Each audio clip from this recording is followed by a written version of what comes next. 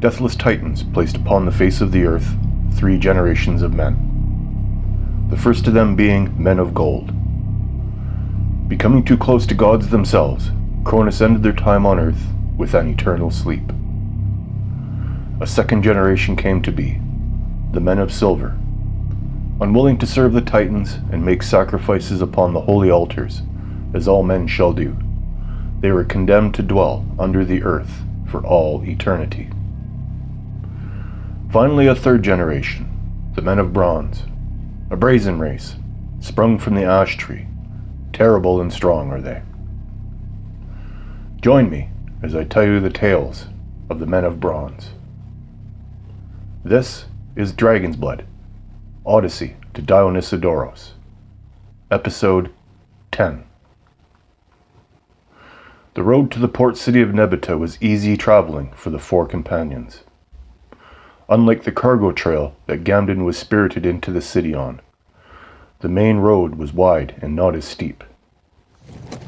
Bright sunlight warmed the party as they made their way to the port. The byway was busy with merchant caravans and people from all corners of the 3 kingdoms.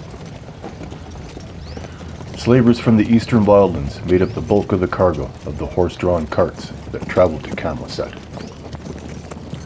I hate to see slave traders in their carts, said Sunesret. When I was a boy, we always lived in the fear that one day the slavers would come to our village and take us away. The warlords constantly raided villages for slaves to feed their armies. You never told me about stuff like that, said Gamden, and I have known you most of my life.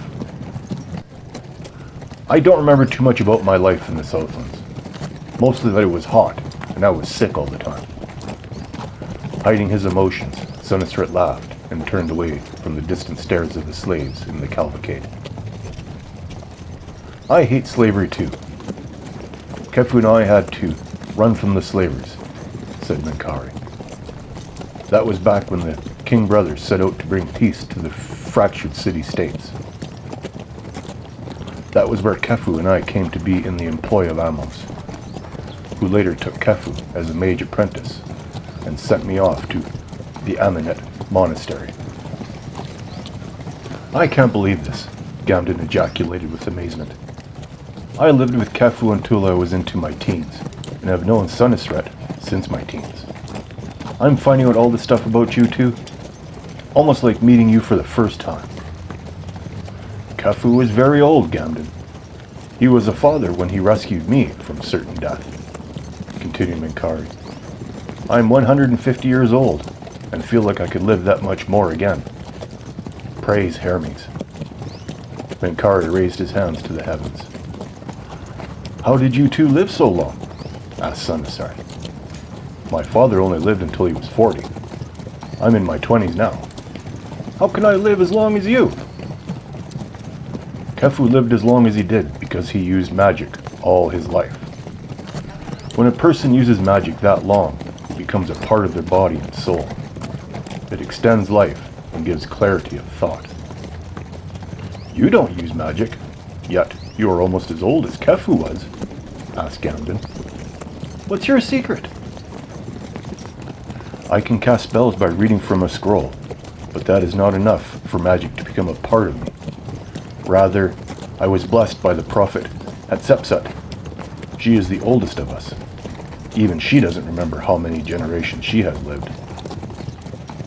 I have seen her as well, interjected Akim. She is wise beyond anyone else in all the 3 kingdoms.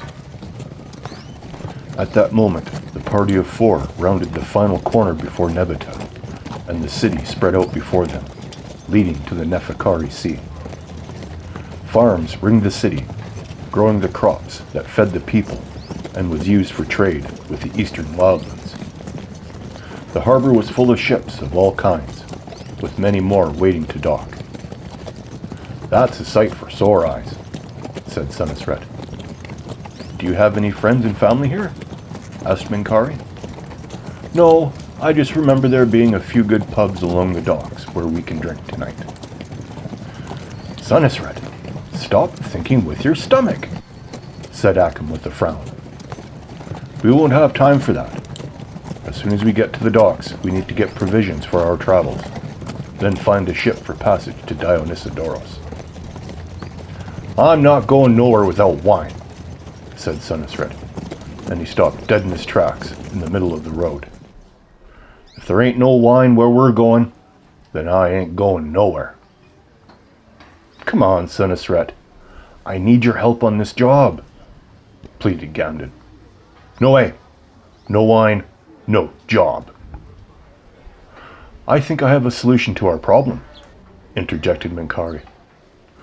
I have some very potent hashish in my pack. What is that? Asked Sunesret. Have you ever smoked marijuana? Yes, I have, many times, and it does nothing for me.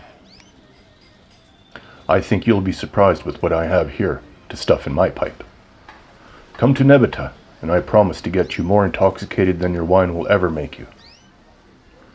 Sunesret looked like he was having a very important conversation with himself, over whether or not he should go with them or stay and drown himself in wine. Come on, Sunesret, don't be an ass. I need your help with this job. If I don't get loaded off this hashish of yours, Minkari, you three are on your own. Minkari started to reply, but Gamden blurted out, It's a deal. Sunesret looked at the two of them with concern and walked past them towards Nebeta. Gamden leaned toward Minkari and asked, This hashish of yours is as good as you say it is? Isn't it? If it isn't, he's out of here. You know that. He really can't live without his wine. This will put him in his place and shut his mouth. No worries there. I make it myself from plants that I have growing in my own garden. Akim rode up to them laughing and said, Poor Sunesret. He is in for a rude awakening. I know of hashish and how potent it can be. We might want to take extra provisions for Sunesret, or he will eat all our food in the first few days. All of them laughed together and rode off to catch Sunesret. Look for episode 11 of Dragon's Blood, Odyssey to Dionysodoros, on YouTube.